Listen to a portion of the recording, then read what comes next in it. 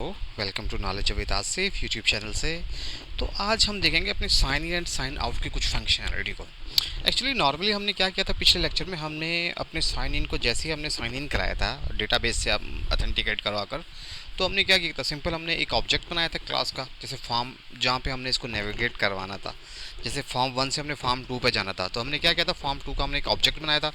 और जैसे form 2 F2 बनाया और न्यू फॉर्म 2 उसका ऑब्जेक्ट बनाया, ठीक है, उसके क्लास के साथ। और फिर हमने क्या किया कि F2 डॉट शो कर दिया हमने, और F1 dot F2 dot show कर दिया, और दिस डॉट हाइड, इस फॉर्म को हमने हाइड कर दिया और नेक्स्ट को हमने शो करवा दिया। ठीक है, तो ये एक तरीका हमने इस्तेमाल किया था। तो हम इसको लैब में देखते हैं। ठीक है, तो इसको थोड़ा सा हम समझते हैं कि ये हमने क्या किया था। ये हमारा लास्ट प्रोजेक्ट था।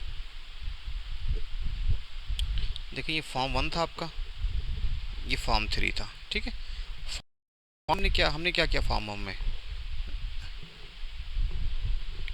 एक्चुअली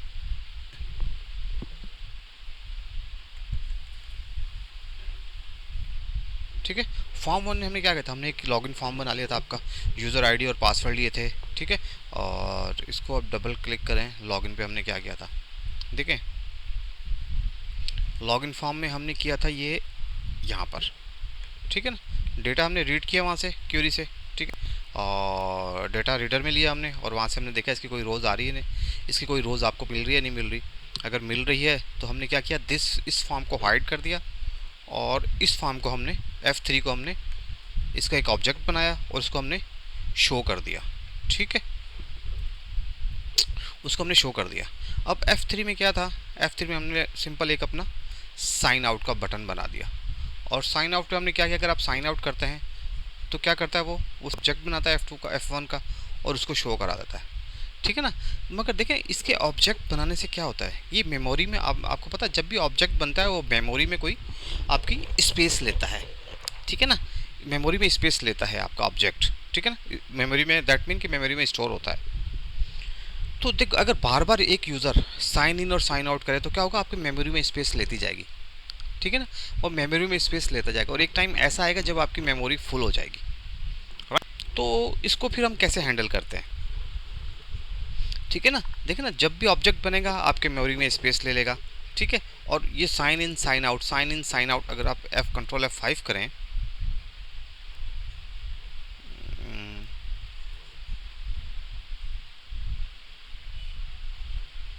ठीक है ना, कंट्रोल F5 करें, ये प्रोजेक्ट आपका रन होगा।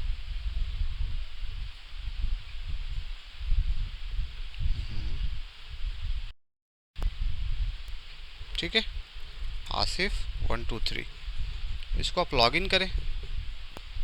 ठीक है, इसको आप दोबारा लॉग आउट कर दें, तो ये देखें, ये sign in sign out, sign in sign out हो जाएगा, ये आपकी मेमोरी में स्पेस लेता जाएगा।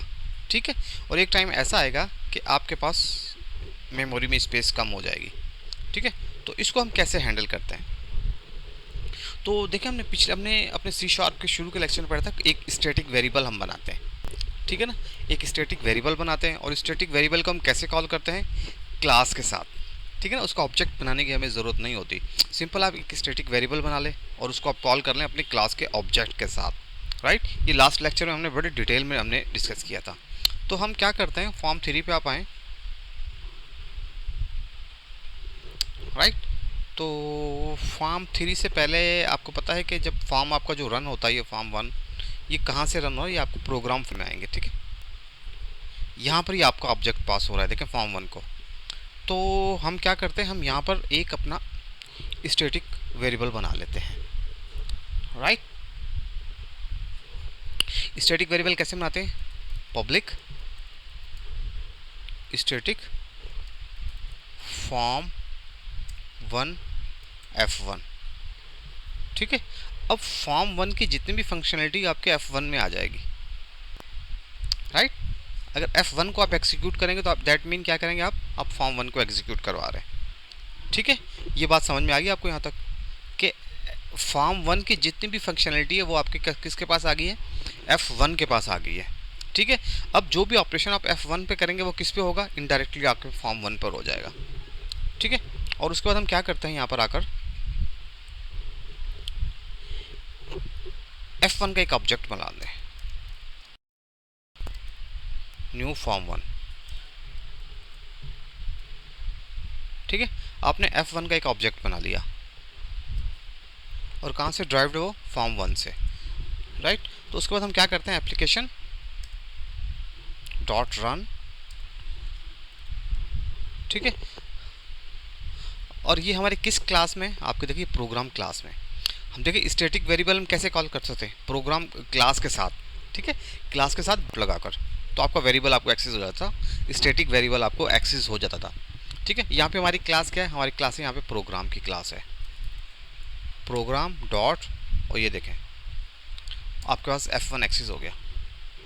ठीक है, अब क्या होगा कि अब वो एक्चुअली क्या करेगा, आप उसको सिर्फ एक कॉल करेंगे, कॉल करेंगे तो वो क्या होगा, आपका एक स्टैटिक वेरिएबल स्टैटिक होगा आपके पास। ठीक है ना, आपके पास वो स्टैटिक एक आपके पास वो आ जाएगा। ठीक है, स्टैटिक आपकी वो एक क्लास बन जाएगी आपके पास। ठीक है, वो किससे ड्राइव्ड होगी, F1 से हो जाएगी आपकी ड्राइव्ड, और फॉर्म F1 किससे ड्राइव्ड होगा, फॉर्म वन से ड्राइव्ड हो जाएगा। ठीक है, हम क्या करेंगे, F1 को एक ऑब्जेक्ट बना लेंगे। ठीक है, ऑब्जेक्ट, और उसको एक फॉर्म वन से उसका एक हम ऑब्जेक्ट बना लिया हमने। ठीक है, और जब इसका ऑब्जेक्ट बना लिया तो फिर हम इसको कॉल कैसे करेंगे F1 को, क्योंकि ये स्टैटिक है तो इसलिए प्रोग्राम के साथ अपनी क्लास के साथ ये कॉल हो जाएगा। तो इससे क्या होगा कि आपके ऑब्जेक्ट्स जो बनाते हैं ना आप हर दफ़ा रन करने से, वो मेमोरी में स्पेस नहीं लेंगे। ठीक है ना, ये जब कॉल होगा, ये सिंपल कॉल होगा, आपका मेमोरी में स्पेस नहीं लेगा। ठीक है जी, अच्छा ये तो हमने कॉल कर लिया। उसके बाद हम क्या करेंगे, अपने फॉर्म थ्री पे आए। ठीक है, और यहाँ पे दिस डॉट हाइड कर दें इसको।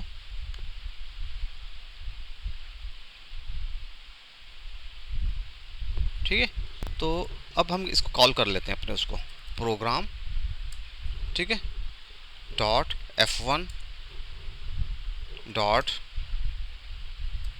शो। ठीक है ना, अब जैसे ही यहाँ से आप साइन आउट होंगे तो क्या होगा, वो आपका स्टैटिक वेरिएबल कॉल होगा। ठीक है, F1, और आपका फॉर्म शो हो जाएगा। तो इससे क्या होगा, आपके बार बार ऑब्जेक्ट्स नहीं बनेंगे। राइट, ये बात समझ में आ रही है आपको। इसको आप सेव करें और फॉर्म वन को आप कंट्रोल F5 करें, इसको रन होने दें।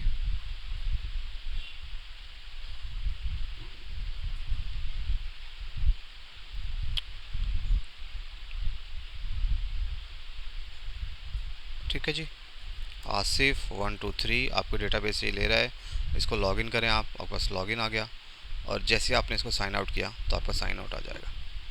राइट, तो ये functionality sign in sign out की, कि आपके जो साइन इन का बटन है, जो आप उसके आप साइन इन या साइन आउट करते हैं, कि वो आपके मेमोरी में स्पेस ना लें। राइट, हम इसको एक दफ़ा और रिवाइज करते हैं। ये देखें हमने क्या किया, हम प्रोग्राम फाइल में गए, ठीक है, जहाँ पे आपका फॉर्म रन होता है, एप्लीकेशन रन होती है आपकी। ठीक है, उस पर हमने क्या किया, हमने एक स्टैटिक वेरिएबल बना लिया। ठीक है, हमने क्या बना लिया, एक स्टैटिक वेरिएबल बना लिया। ठीक है, स्टैटिक वेरिएबल जो हमने बना लिया वो कहाँ से ड्राइव हो रहा है, फॉर्म वन से ड्राइव हो रहा है। ठीक है, और फॉर्म वन में क्या है, इसकी जितनी भी फंक्शनलिटी है वो आपके फॉर्म F1 में आ जाएगी। उसके बाद क्या किया, हमने इसका एक ऑब्जेक्ट बना लिया F1 का, और इसको न्यू फॉर्म वन से इनिशियलाइज़ करा दिया। ठीक है, अब देखें इसको इनिशियलाइज जब हो गया F1, तो अब जो भी फॉर्म वन की फंक्शनलिटी वो किसके पास आ जाएगी, आपकी F1 के पास आ जाएगी।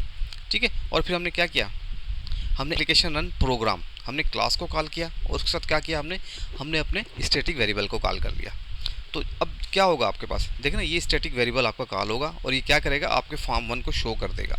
ठीक है, और इस केस में हम क्या कर रहे थे, ठीक है ना, ये उसको शो कर देगा।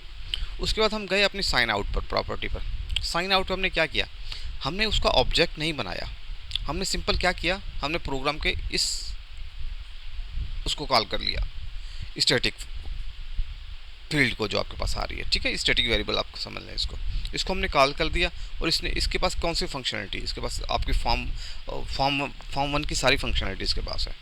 ठीक है, तो हमने क्या किया, उसको अपने शो करवा दिया। तो इस तरह क्या हुआ कि आपकी मेमोरी में स्पेस बच गई, बार बार ऑब्जेक्ट बनाने से आपकी जो मेमोरी कंज्यूम हो रही थी वो मेमोरी कंज्यूम नहीं हो रही थी। राइट, यहाँ तक आप इंशाल्लाह ये बात आपको समझ में आ गई होगी। राइट, तो ये आज का हमारा लेक्चर था।